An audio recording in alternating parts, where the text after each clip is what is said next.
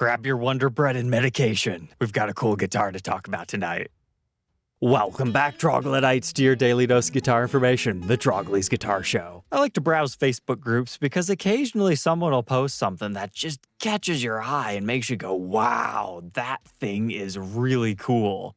Let's take a look at this Les Paul together. The first thing you might notice, absolutely stellar quilt top on this thing. But then we've got two replaced humbuckers, the blade style, looking pretty slick with our all blacked out hardware. We've got some sort of a Floyd Rose tremolo unit on it. And then we have a modified control layout of what I would assume is a master volume, master tone, with some sort of maybe a coil splitter switch, as we do still have a regular three-way toggle switch there. But now looking at our fretboard, it's got dot inlays and maybe even made of ebony or a really dark rosewood. We've got some Schaller strap locks. But moving on to our next photo here, we can also see it's slightly slimmer than usual. I mean, zoom in here. Look how much thinner that is than a regular Les Paul. But yet this still appears to have a carved top. Pretty cool first impressions, but now let's look up at that headstock. Interesting. Gibson mother of pearl logo, and we got the rest of our locking nut system, and can confirm the fretboard status as well as the blacked out tuners. Are you sure this is a real Gibson, Joe? It's not. It's 100% fake. Nah, just kidding. This actually is a real model. However,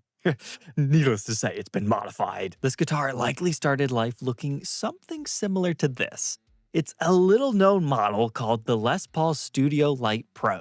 Outside of atomic yellow, you could also find them in a straight jet black ebony and a white finish. These were a very shortly lived late 80s series that I believe was built as a budget version of the Les Paul Custom Lite. That was when people were complaining about Les Pauls still being too heavy even after weight relieving them starting in '83. It was one of the first newer ideas from the Henry J era that really captivated the hearts of some people, but they had a mini toggle switch here for the new Spotlight humbuckers, and their thinner body and contour and exotic colors, like Sunset Metallic, captured the hearts of many. So these were produced towards the later end of their initial run as like a budget-friendly version. Still has the carved top, just lost the binding, and they threw some fancy tremolo systems on it, which, by the way, Floyd Rose-equipped custom lights actually did exist. They also had a modified control layout, getting close to the M3 layout of a couple of years later, which paved the way for the models such as the M3 Classic, which had all the other isms like the single coil in the middle and your toggle switch down here, as well as your coil splitters, which was also produced in a studio version similarly named to what we're talking about tonight, the Les Paul Studio Lite M3, or you could just get the regular electronics. The point I'm trying to make is these are often forgotten about because the 90s studio lights are way more well known. And had I not found this one and learned the horrors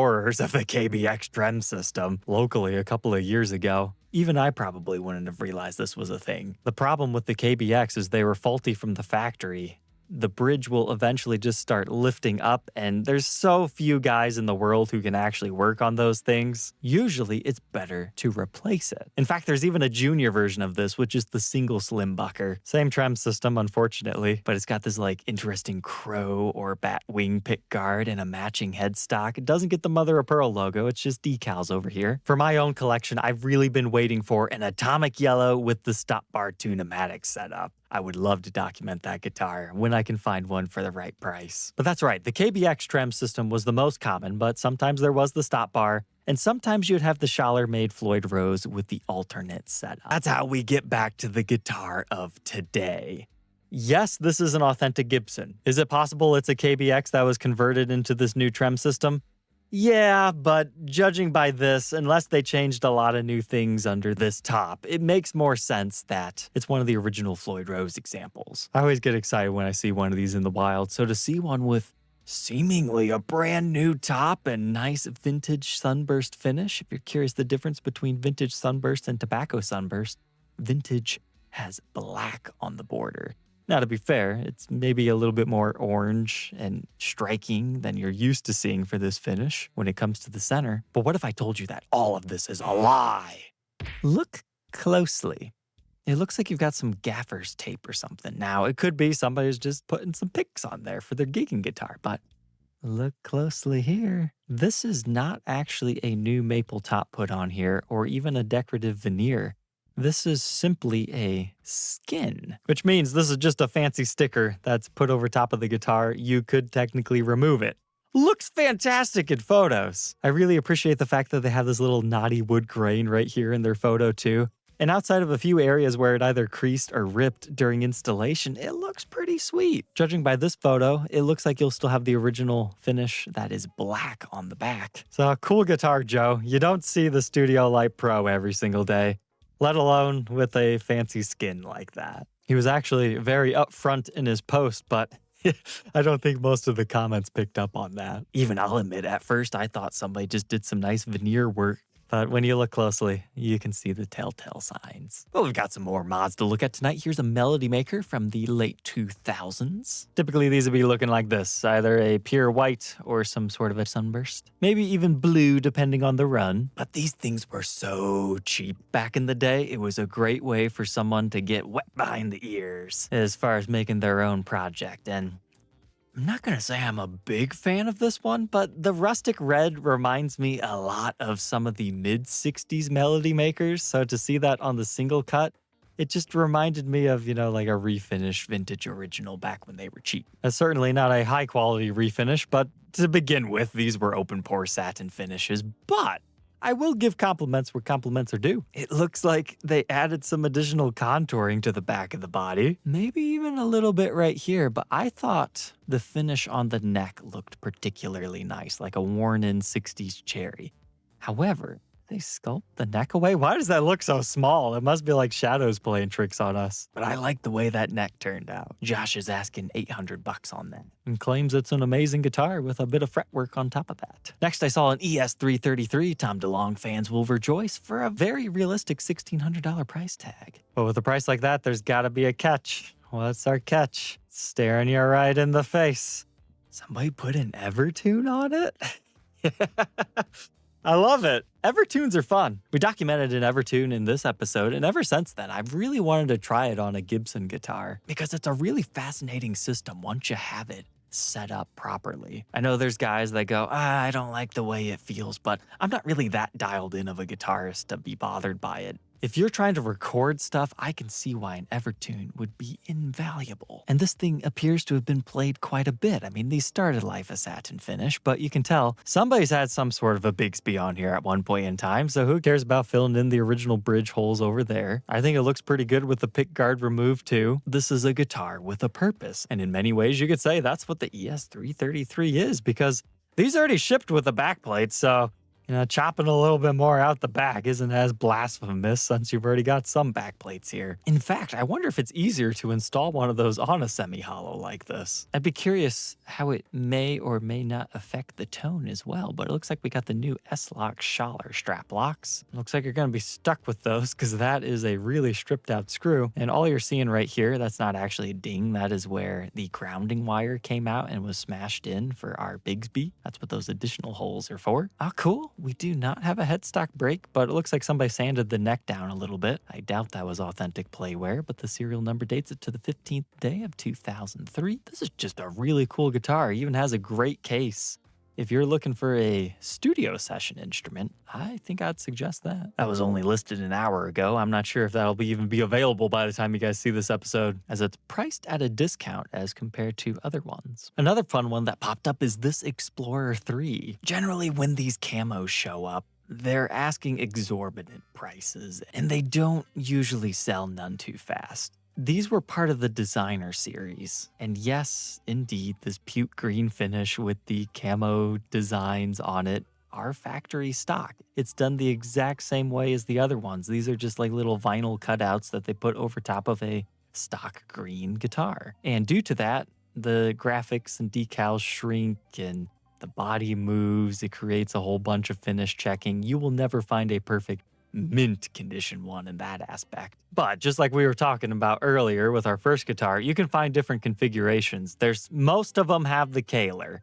I actually did own one of these before, but I decided not to document it because I had a Kaler and 2 replaced pickups. I've been waiting for a stop bar tune-o-matic at a fair price to add one of these to my Explorer collection. But these actually have 2 different toggle switches, so it's a slightly different control layout from the regular alder body Explorers. But this seller's asking a little bit more than $3,000. I was getting slightly impatient, so I made an offer because it's like, well, at least this one has the original pickups. We could document it, but I'm really, really glad he declined my offer because I missed something huge on this one. That's not good. There's 2 cracks stemming in the body from the neck. I now realize that I think that's what he was trying to show us here. But from that angle, I didn't see that those were stemming from the neck. But that certainly looks quite scary. But that's probably why he doesn't have it priced as high as some of the others we've seen, because it doesn't appear to have any headstock cracks. And finish checking is common. It might be stable. That's just how these maple neck, alder-bodied explorers are. Adding the decals on top is just kind of part of their charm. But now the good stuff over in Washington listed a gorgeous 2015 Les Paul Jr. I've been trying to find the right stock 2015 Gibson that has all the specs for the 10-year anniversary of this very controversial run. And sadly, I'm running out of time to make that episode. But this one caught my attention because look at the interesting figuring within our body.